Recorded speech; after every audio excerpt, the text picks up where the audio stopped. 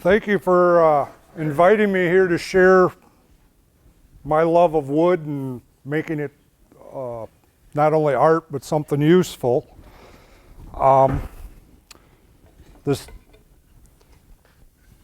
make all my cane blanks 36 inches long, and I'm going to show some of the layout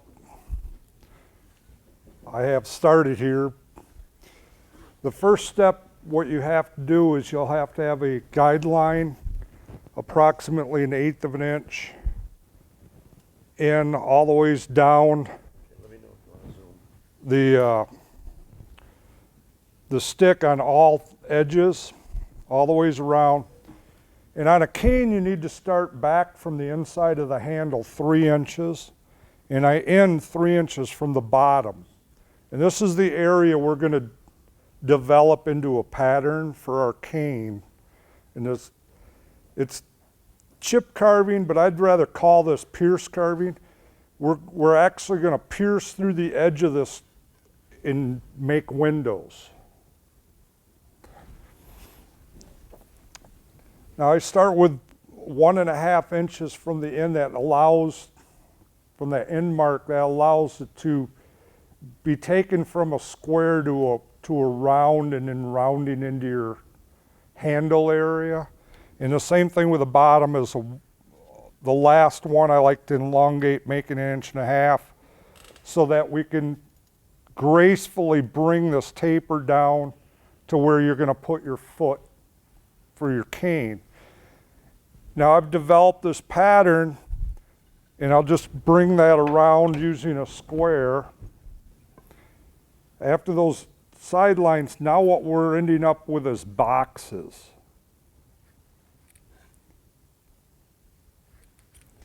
After we have the stick laid out, varying the size of the box, one thing, over 1.5 inches starts to look slow, and if you go smaller than 1 inch, it starts to look too busy. The stick, it's just too much carving on it. So after we have the boxes, from the points of the box, we're going to draw diagonal lines inside those squares. And as you can see, that develops diamonds. After the diamond's been developed, we'll need to put a center line through where the cross in the middle is, and that finds the center of the stick. And what we do is we carve to that center. And it's a very simple carving process. I always work on the half of the diamond that's away from me, where it's in my view. And being right-handed, this cut here is very easy for me to do. You stab in at the point of the diamond, and you let the wood wedge that knife blade back out as you draw along that line. And you're going to repeat that a couple times, stabbing down to get some depth built up. Now, it's difficult for me to make this cut, so I end up standing the stick up. And for safety's sake, you don't want to have your hand below the cut area. If I was to slip, I could run the blade across my fingers. So I always try to hold my stick above the area I'm cutting for safety's sake. And we do the same thing. We stab in and let the knife be wedged back out of the wood as we cut. Now what we've created is stop cuts. Now the cut is as simple as starting back, about 1/8 of an inch, with a tip along the cut edge, and you just push downward, and you can feel it bottom out, and then you slice up. Then you move back just a little bit. You're holding it at maybe a 30-degree angle to the face of the wood that you're working on, and you just keep working back to that center line, and it keeps developing depth. And after you've gone a certain distance, you'll have to increase the depth of those stop cuts. Softer woods, you can get them in quite deep right away. A harder wood, you need to continue to develop those stop cuts.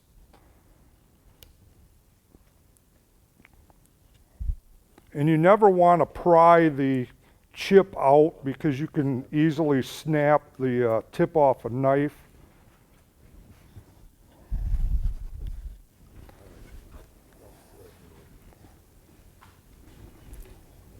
But we just keep working back towards that center line. And we're, like I said, we're looking to develop that window. We're piercing this, and what we're actually trying to do is work from this center line to the one on this side, cutting completely through on a flat plane, and then you have a nice size window for the light. This is a very light, a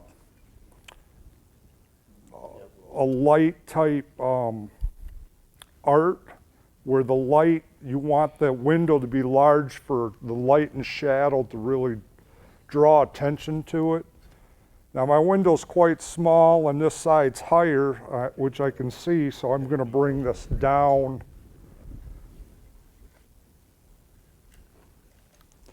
But we're looking to open up that window, and I don't know how visible that is from where you're seated.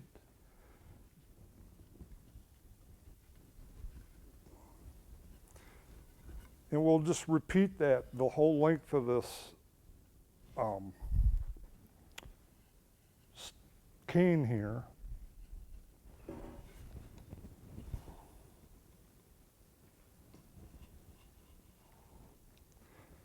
And over the years, I've tried, I'm into about 32, 33 different woods now. I've tried primarily domestic woods, a few imported woods.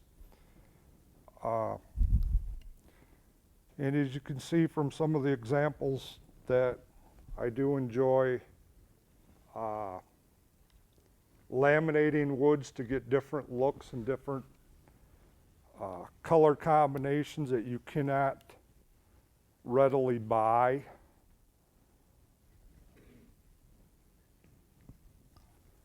What's your favorite wood? My favorite wood would be, for color and character, generally probably basswood, or not basswood, butternut. Butternut carves relatively easy and can have a lot of character and colors to it. I really prefer something with a grain. I'm a little unusual in a carver, for a carver to say that, because you can end up having to fight the grain also, but truly love the look of the wood, so I'm willing to put a little extra effort into a beautiful piece of wood, as in to put little effort into a plain piece of wood such as basswood. Basswood's fine if you're going to paint it, but as far as being a pretty piece of wood, it's not. It's very plain. And that's one of the reasons I've laminated different woods together. By themselves, they're not overly pretty. Combined with another wood, they become very attractive. I like to let the woods speak for itself and its beauty, and I like to enhance it with what I do, is the way I like to look at it.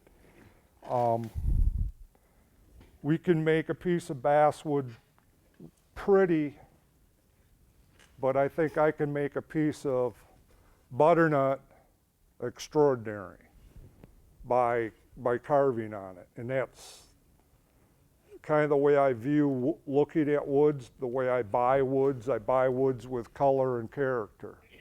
I don't shop for perfectly straight grain or uniform color. I shop for woods that most people won't look twice at, or they're going to buy it to paint over. I buy it because it's beautiful. And I'm willing to put a lot of effort into it. I've tried white oak. It's not worth the effort. It's not a particularly pretty color wood or with very much character. I do some with pine. This is pine. But by laminating it together, I can do things with the grain that makes it a little more attractive. The different color rays, the way I cut it, they change. It becomes prettier. Mahogany is a very pretty wood, but it's kind of a uniform color too. That's why I've laminated it with other woods. I think it makes the mahogany better. Same thing with walnut. Walnut can be very plain, a very uniform color. I think it looks better with a contrasting wood instead of with a by itself. The more of these I do, the more I lean towards combining different woods. But I still enjoy, you know, a pretty piece of one species of wood. The wood sometimes really surprises me in what shows up after you've carved it. And most of you have probably experienced that with carving wood is, especially like butternut, it almost, sometimes when you cut it a certain way, it almost is polished as soon as you've cut it. So it's a fun wood to work with. My next would be, and butternut unfortunately is not readily available. The most readily available wood that I like is poplar. There again, I'm buying the wood that has the green and the black stripes, not the white poplar. I'm always going through the rack looking for the board that the average person won't buy. So it probably makes me a little different. But I think it makes for very beautiful canes and walking sticks. As you can see, it actually goes fairly fast. There is a lot of carving into one of these basswood cane I could do in a day. The way the pine's cutting, it's going pretty good. I could probably do this in an 8-10 hour day, probably carve the whole length and the outside treatment, which I'll lay out a couple for you in just a second here. Give it a try now that I've got a couple of these cut. But as you can see, those three half diamonds did not take me too terribly long. The outside treatment to take this from just a square shaft and give it some sort of a design or texture to the outside, I use a transparent ruler here. In the graduation, I used the back side of it for a measurement. I don't actually have to sit here and measure 1/8 of an inch. I actually bring the back side up to the edge I've cut, and it's already measured. So all I have to do is draw my lines, which speeds up the process considerably.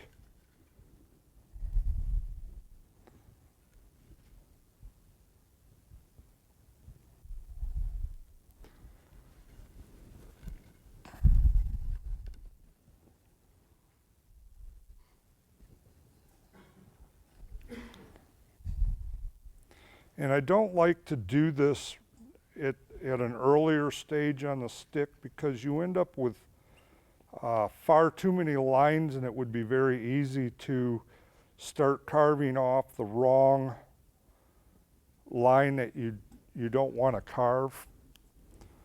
So that's why I do this in steps. I carve all the diamonds, then I go back and lay this out. And these cuts are just, we're just taking the corner off. We're not gonna, nothing fancy.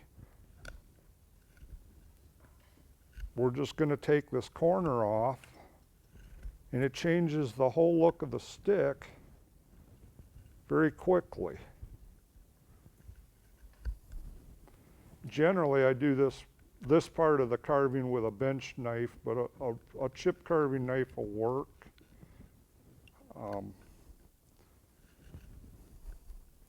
Just as well. So you can basically carve this stick with one or two possible knives.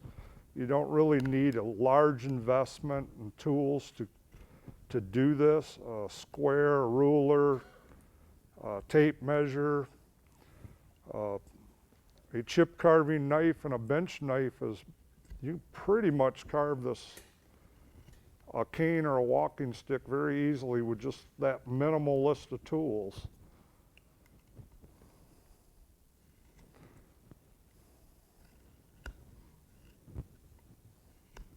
And that changes the outside profile of that cane considerably. It dresses it up to the next level. When I teach a class, I try to lead you to what I said, start with 1.5 inches on the ends to develop that taper.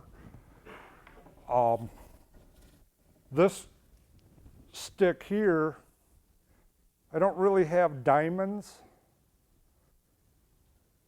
I sort of do on the ends and I have in the middle, but if you look, these have been bent in two directions.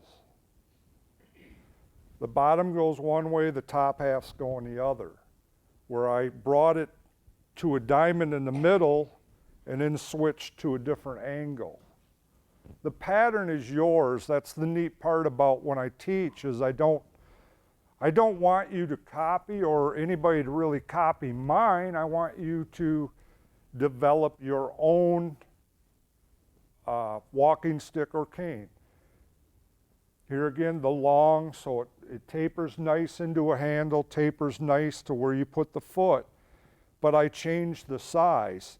I probably have a 1 1/4, a 1 inch, 1 1/4, 1 1/2, 1 1/4, 1 1/4. I develop a pattern working from both ends and adjusting in the middle, either big or small.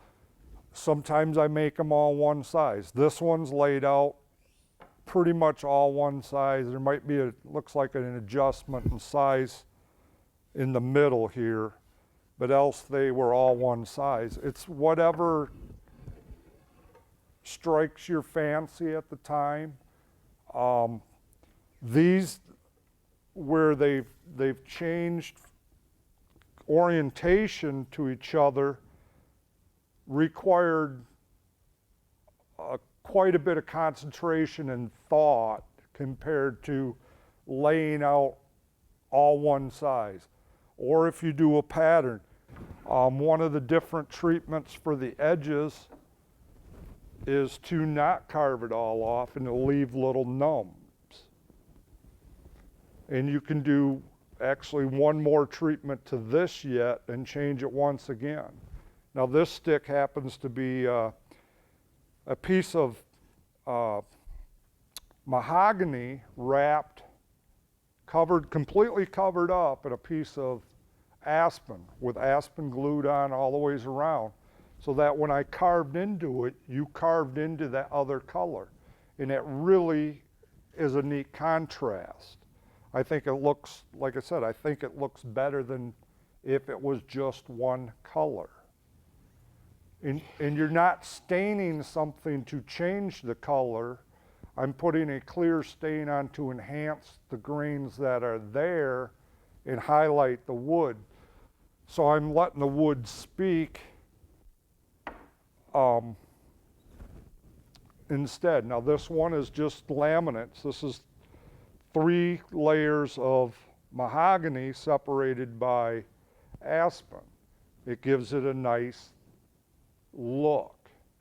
I really like cherry but it's a very hard wood to carve, but it's a very beautiful wood. It has grain, it has character, and it really shows up nice. There's, like I said, I've tried over 30 woods now, and there's it's endless. There's thousands of species of wood. It's not necessarily that you can buy them all, but domestically there's many. I have wormy maple. I can't tell you if it was a silver maple that got wormy or a red maple or anything. It's just sold as maple. I'm constantly searching for a new challenge and new challenges to offer students or new opportunities, new colors, to get students to maybe leave the comfort zone of always carving basswood and carving a different wood. So they're experiencing something different. This is a good learning lesson for learning to read the grain of a wood and how it cuts. The wood will tell you if it's not cutting and chipping and correctly, or where you're in control, it's telling you that you're cutting the wrong way with the grain and you might have to cut the other direction. If you were to make your own sticks, laminating sticks, yes, you need to have a joiner or a planer. You need good smooth wood to glue together. You need lots of clamps. I probably use over a dozen clamps on a stick like this. I clamp it down together on another board, clamping it, the two boards parallel. I leave them clamped for at least 2 hours, even though most of your glues will say clamp time of 30 minutes. So like when I make blanks up, I'm only able to clamp up either 2 canes or 2 walking sticks at a time. And in a Saturday, I'll only get 6 or 8 sticks totally clamped up and glued.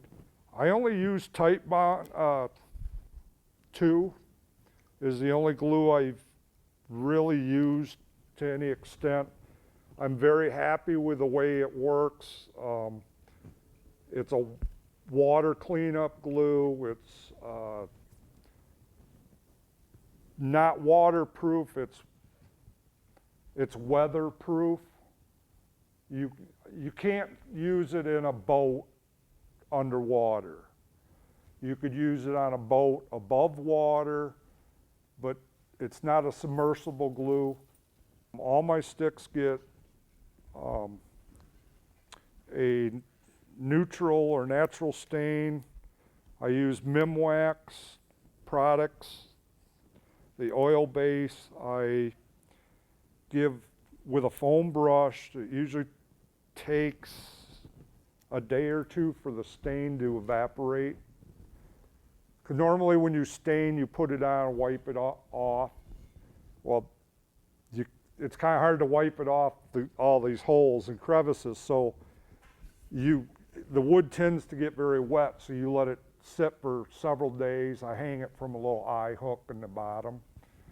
And then I use 3 coats of Mimwax polyurethane, generally satin. I don't want overly shiny, but I don't want it totally dull either. With a day in between each coat. The areas of the handle, I like to give generally about 3 more coats in just that area. I like to be built up a little bit better. People wear rings and stuff, and it can be a little hard on the finish. So I like to give it a little more coat there.